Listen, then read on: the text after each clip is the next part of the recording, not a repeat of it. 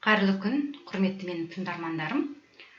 Естеріңізде болса, менің ер адамның жыныс мүшесінің анатомиясы деген видеома жарияланған болатын. Сол видеомды көрген ер азаматтардан өте көп дайректке сұрақтар келіп түсіп жатыр. Және сол сұрақтарды сараптай келе, ер адамдардың, әсіресе қазақ ер азаматтарының өз денсаулығына қатысты білімдерінің өте таяз екендігін байқадым. Және екіншіден, қазақ тілді ақпарат мүлдем жоқтың қасы екендігін байқауға болады. Әрине, орыс тілінде, ағылшын тілінде ақпарат өте көп, бірақ ол ақпараттар қазақ тілді аудиторияға түсінуге өте көп қиыншылықтар туғызып жатады. Сондықтан сол сұрақтарды сараптай келе, өте көп өтініштердің және сұрақтардың түсуіне байланысты ер адамның денсаулығына қатысты тағы да бір-екі видео жариялауды жөн санадым, видео сабақ. Бүгін эрекция жайында болады. Жалпы эрекция деген не? Енді эрекция деген сөзді қазақша айтатын болсақ, енді ер адамның еркектік денсаулығы, немесе оны қазақша айтатын болсақ, қазақтың жалпақ тілімен айтатын болсақ, онда ер адамның қозуы немесе жыныс мүшесінің тұруы деп айтсақ түсінікті болатын шығар. Соны медицина тілінде эрекция деп атайды. Яғни ер адамның еркектік денсаулығы, эрекция деген. Эрекция қалай пайда болады өзі? Жалпы ер адам неге қозады, неге оның жыныс мүшесі тұрады? Ол информация бастан пайда болады. Яғни ер адам көзмен жақсы көреді деп бекер айтпаймыз. Ер адамға ұнайтын бір объект, өзіне ұнайтын, өзіне қозу процесін тудыратын объектті көрген кезде көзімен импульстар миға жетеді. Мида әртүрлі биохимиялық процестердің жүруі салдарынан нерв импульстары қозу процесін іске қосады. Сөйтіп, ер адамда жыныс мүшесі тұрады немесе қозады деп айтамыз. Мына суретте көріп отқандарыңыздай, қозу импульсы көз арқылы миға келді. Ми сол импульстарды түзіп, жұлын арқылы омыртқа бағанында, білесіздер, кәдімгі қойдың етін жеген кезде ортасында жұлыны болады. Омыртқаның ішінде ми деп жеп жатамыз ғой. Сол жұлын арқылы импульстар нерв талшықтары арқылы жылжып, бел тұсындағы омыртқаның тесіктерінен нервтер арқылы шығып, ер адамның жыныс мүшесіне информацияны береді.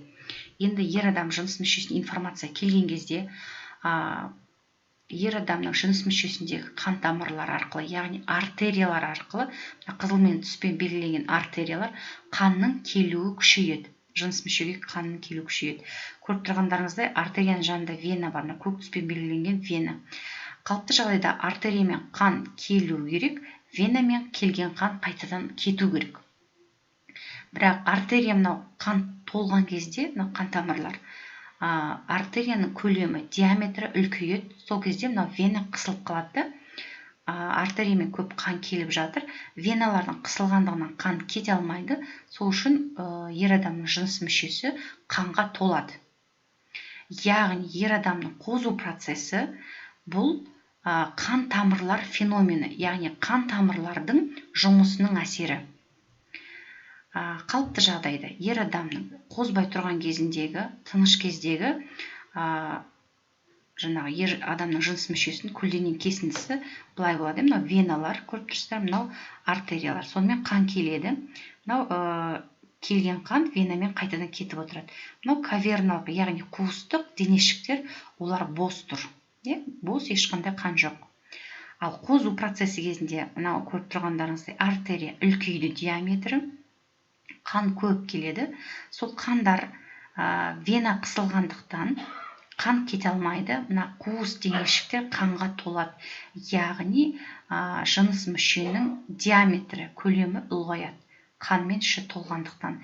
Яғни қарап тұрсаңыздар, қозу процесі немесе түсінікті тілмен айтатын болсақ, ер адамның жыныс мүшесінің тұруы бұл қан тамырлардың жұмысы.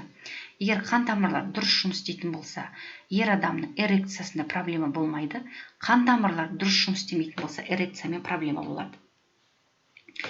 Жаңа мен айтып өткен биомеханизм, эрекция биомеханизмі, яғни эрекция жоқ, қалыпты жағдайда мінекей қуыс денешіктер бос тұрады. Артериямен қан келеді. сосын қуыс денешіктерге барады да, қуыс денешіктерден қайтадан венамен қан кетіп отырады. Ал қозу процесі кезінде міне кішкентай артерия мен көп қан келеді, көрдіңіздер, үлкейеді диаметрі, және оның барлығы мынау қуыс денешіктерге қанды таратады, мынаның іші қанға толады. Ал веналар, көріп тұрсыздар, мына жерде қандай үлкен, мына жер тарылып қалады, веналар көп қан кете алмайды. Сондықтан мына жақтан көп қан келеді, ал мына жақтан кете алмағандықтан қуыс денешіктер үлкейеді. Сол үшін ер адамның жыныс мүшесі де ұлғайып диаметрі өседі. Енді эрекцияның бірнеше түрлері бар. Таңғы эрекция, яғни таңертең ер адам өздігінен қозып тұрады.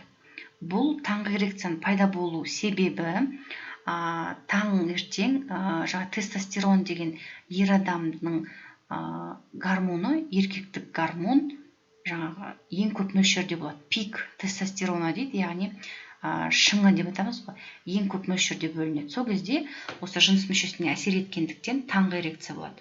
Түнгі эрекция болуы мүмкін. Бұл егер ер адам түсінде әртүрлі эротикалық түстер көретін болса, өзінің қозу процесі жүріп жататын болса, түнгі эрекцияда болуы мүмкін.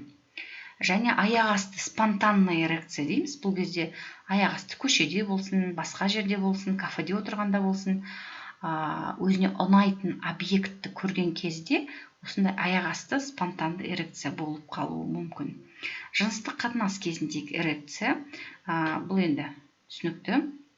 Жалпы осы эрекция кейде ер адамдарда жалған пікір бар. Яғни жасы үлкейген сайын, ұлғайған сайын эрекция төмендейді, немесе болмау керек. 60-та, 70 жаста эрекция болмау керек деген ой, жалған пікір қалыптасады. Бірақ ғалымдардың зерттеуі бойынша, егер ер адам өз денсаулығына жақсы қарайтын болса, денсаулығы мығым болатын болса, кез келген жаста ер адамда эрекция болу қабілеті бар.